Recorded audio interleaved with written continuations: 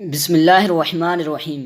پیارے دوستوں، آج کی ویڈیو میں ہم بات کرنے والے ہیں ایک ایسی دعا کے بارے میں کہ جس دعا کو اگر آپ پڑھ لیں گے تو انشاءاللہ تبارک و تعالیٰ تمام پریشانیوں سے، تمام زہریلے جانوروں سے محفوظ رہیں گے۔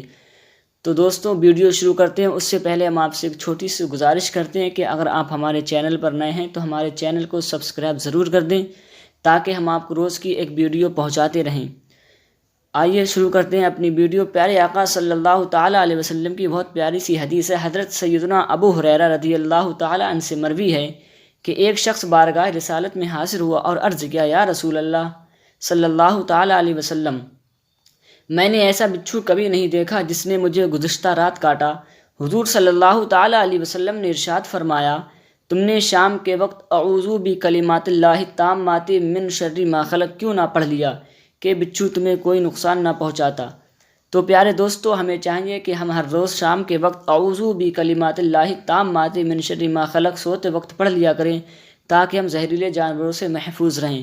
میرے پیارے دوستو، اس ویڈیو کو صرف اپنے پاس نہ رکھیں بلکہ زیادہ سے زیادہ شیئر ضرور کر دیں تاکہ اور لوگ بھی آپ کے ذریعے سے فائدہ حاصل کر سکیں۔ السلام علیکم۔